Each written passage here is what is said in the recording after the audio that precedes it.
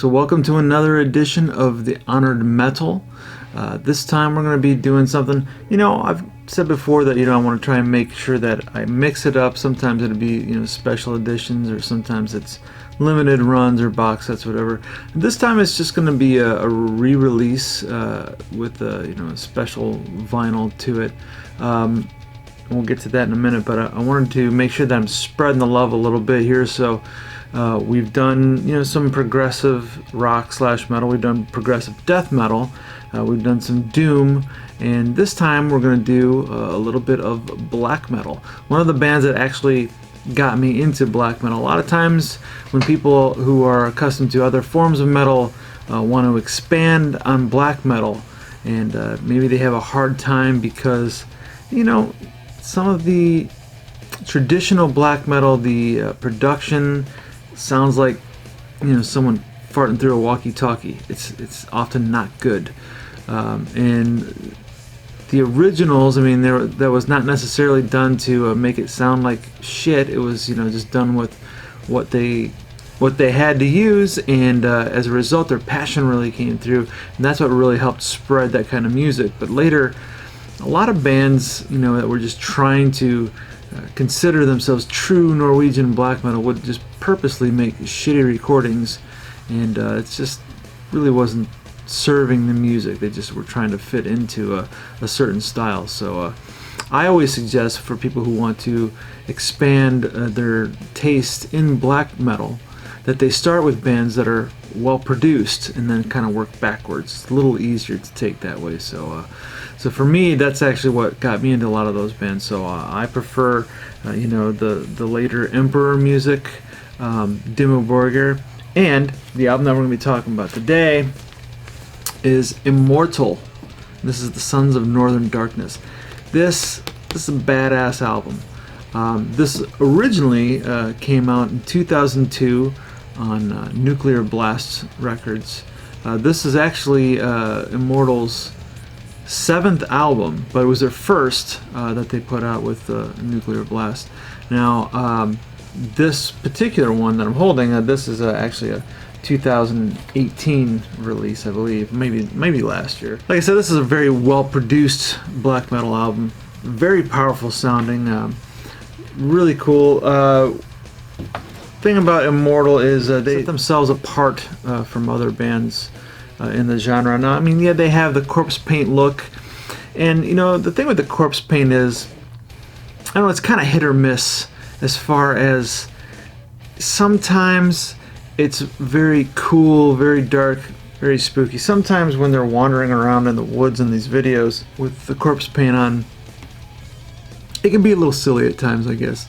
And if you watch some Immortal videos, some of their videos they're kind of goofy. I definitely prefer Immortal in the audio realm, not so much in the video. I think they look kind of cool in their pictures here, like as far as that kind of music goes, but it's just that, like I said, watching their videos, they're kind of silly. But anyway, Immortal, they were formed in 1991, actually, in Bergen, Norway. Some of the members, like the vocalist Abath, he actually was in a band called Old Funeral originally before that formed in 1988. Had several black metal alumni kind of pass through that band, including one Varg Vikernes. And then he ended up getting together with guitarist Demonaz. Both Abath and Demonaz took on the middle and last name or title, the Doom Occulta. I don't think that there's relation there, but that's the names that they chose, obviously. And then through the years, they've had a variety of different drummers, bass players, all kinds of people have come through the band. In fact, they didn't really have a steady lineup until probably around 1996 when they got Horg as their drummer. And then, over the years, they've kind of done different things, like been a two-man band when it comes to recording. They've done anything from 2 to 3 to 4 people. So, those kind of bands, they usually can get away with that. There's plenty of black metal bands that are really just one member who goes and records everything and then, gets a bunch of different musicians for performance. So Immortal is one of those bands where they just never really did well with a stable lineup until you got Horg on drums in the band there. So, but before they got Horg in the band, they went through several lineup changes, and one of the drummers that they actually had for a while was Hellhammer, also of Mayhem fame, and also Dimmu Borgir fame as well. So they've had a lot of interesting people come through the band. They started putting out music in '91 with when they formed as Immortal. They had an EP out, and then they had their first full-length album in '92, which was Diabolical Full Moon Mysticism. That was their first full-length album that was really more of that traditional black metal sound to it. Now, after that, they followed up with an album called At the Heart of Winter, and that started to add a little bit more elements of thrash to it, I guess you say. Sort of mixing black metal and thrash together to kind of help combine and get their own sound. Like I said, once Horg was in the band, they kind of developed their sound a little bit better, and he really brought a really powerful drum sound to the mix. So that was pretty cool. Interesting that Demonaz really is the one who writes most of the lyrics, yet Abath is the vocalist for the band. So just an interesting note there. So in 2000 they signed with Nuclear Blast Records, and then 2 years later they put this album out, Sons of Northern Darkness. Get that right there. And they had a bass player named Iscaria in the band at the time. Right after putting this album together, I guess he left the band. Came out later that he actually only played bass on the first song, and that Abath did the bass on the rest of the album. So since this album, this was their last really great album as far as most fans would be concerned. But since then, they really have not had a stable lineup or a stable just career. They've kind of been on again, off again as far as being a band. At certain times they just called it quits. Then they would have a reunion, some big huge festival over in Europe would happen, and of course they would get back together for festivals so that way they could have their moment in the limelight again. In 2009 they released an album called All Shall Fall. It was a decent album, definitely not the same as this one. And then in 2015 Abath left the band, went on to do solo music, and Demonaz took over as the vocalist, and they did release in 2018 an album called Northern Chaos Gods. So that's where they stand at the moment. I wouldn't be surprised to hear that the way these bands are, and this band in particular, I wouldn't be surprised if we find out in the next couple of years that they probably get back together for some kind of festival and maybe do an album, whatever. But in the meantime, right now, Abath is doing his own thing, and Immortal is going on without him. So one of the interesting aspects about this band is most of the song lyrics, they don't really do that, and I'm going to use quotations here, satanic themes as some of the other black metal bands usually claim to do. They actually have what they call Blashirk. Blashirk is a demon and battle-filled realm that they focus all their songwriting in. It fuses gothic and Nordic and heroic themes all together, and always puts it in sort of a wintry landscape with forests and snow, and it's fitting of of course Norway, but this is just sort of their own realm that they've kind of created, their fantasy land where they put all of their storytelling at. So it's an interesting idea. So let's get into this actual album, Sons of Northern Darkness. Let me put this somewhere you can see it. How about there? Alright. So the first track on this album is called One by One. It's the one track that Iscaria did play bass on. One by One is basically like a lot of their songs. It basically has to do with sort of a medieval, or I guess probably a Viking style battle. It describes a tribe that is falling one by one to a superior race, probably the Nordic race. But anyway, this is One by One. Only you back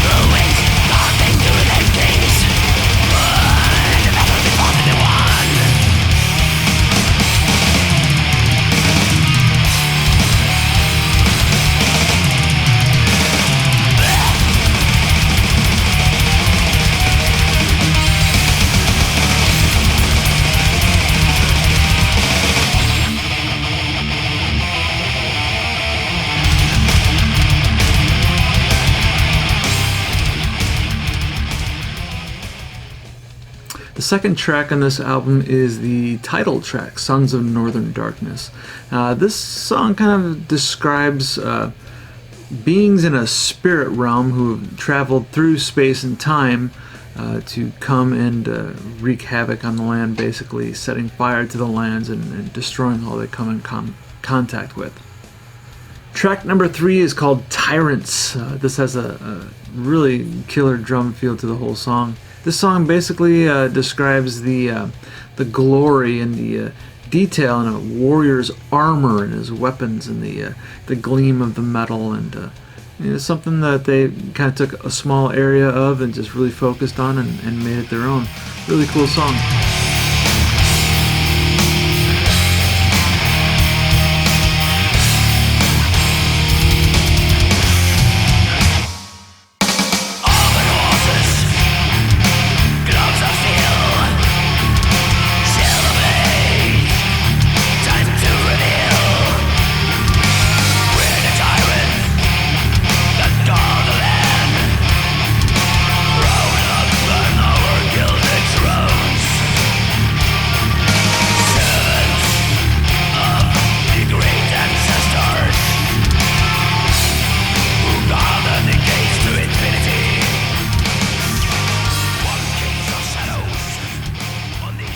Track 4 is Demonium.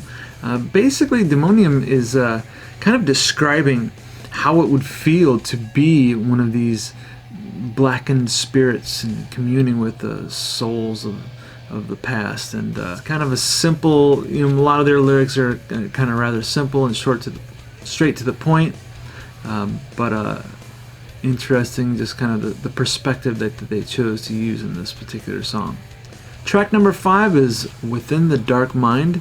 This is a song, again they use very simple aspects in nature and just kind of focus on describing those very scenes, such as in this song it really just has to do with the wintry landscape from a nighttime perspective, and communing with pagan gods in that. So again, if you really describe what the song's about, that's really all it is, but lyrically they just go into a lot of detail on it. Track number 6 is In My Kingdom Cold. This song has a little bit of a nod to H.P. Lovecraft at the Mountains of Madness, and it's basically has to do with entering a cold and frozen world and sort of accepting your fate as you go in, sort of like you're being drawn into your own death.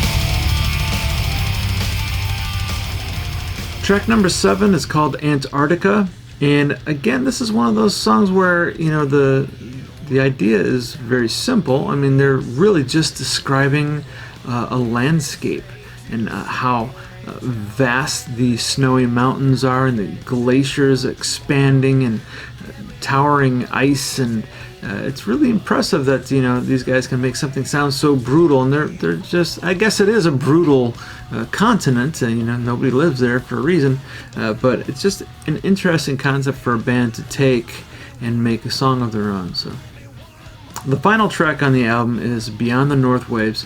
This is my favorite song. This is probably the song that I first heard that really drew me into this band, and it actually has to do with probably, I guess, your typical Nordic themes, Vikings traveling by longboat overseas, and then finally setting their feet on the soil of their enemies that they're about to invade.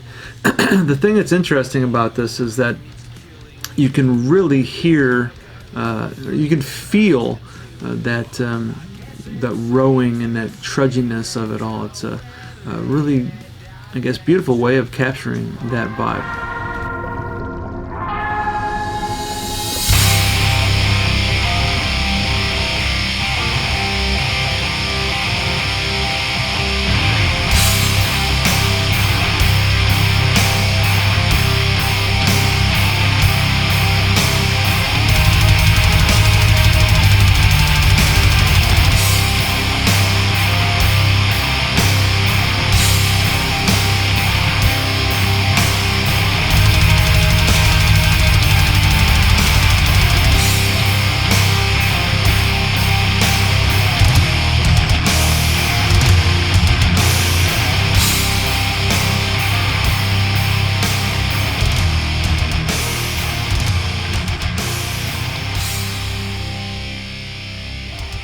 Now, as far as the overall, this is, like I said, just sort of a basic run of this album. It doesn't have a whole lot of extras with it.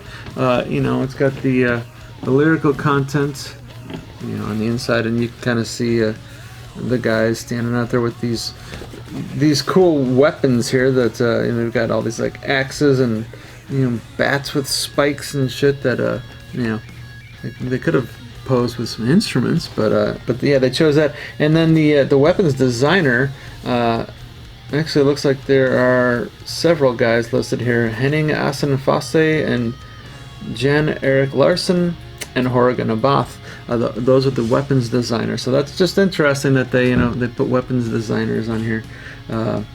Anyway, it talks about you know, where it was recorded, and, you know, the band members. Little quote here: "The kings that hold on their thrones, immortal and invincible, the might lives on."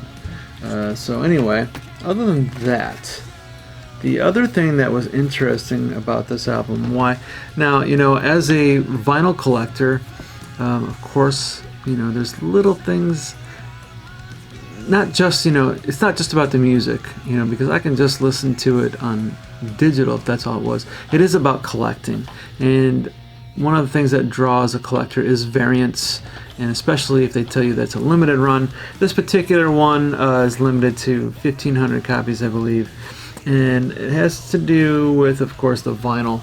And, you know, I mean, vinyl variants are just that. It is a way to draw you into to spend more money on something, so you buy with different copies of the same thing. It doesn't mean that it was necessarily that much harder to make. Doesn't mean it sounds any better. As far as I know, the color of vinyl doesn't make any difference, though I have heard that sometimes clear vinyl is maybe not as high a quality, but from what I understand, it really doesn't make a whole lot of difference. It's just something cool to say, hey, I got this cool icy blue variant. But the other thing that's really cool about this, and I don't know if I'm going to be able to show you, I'm going to try and see if I can get this to show, maybe if I turn the, oh, there, turn the light the right way. Okay, so if you kind of see it there, with my light glaring on there, but it's etched, and it's got the logo, the band logo, and then the three dudes holding their fucking, there's Lucille or whatever crazy weapons that they're holding there. I don't know if I can get it. Let me see. Let's try this. You can kind of see some of the picture there. Anyway, yeah, okay. So anyway, that's kind of a cool thing. I like that, the whole etched side of the album.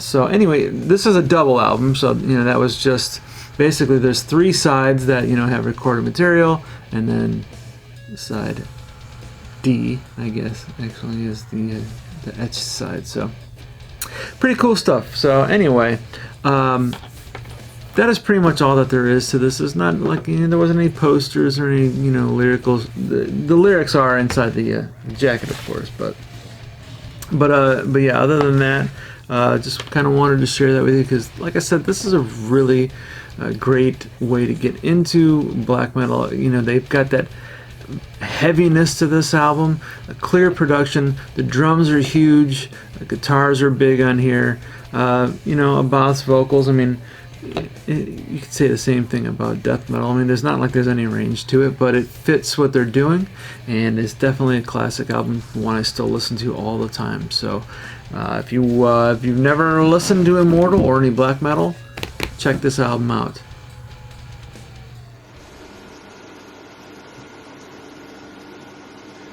You're watching Medal of Honor.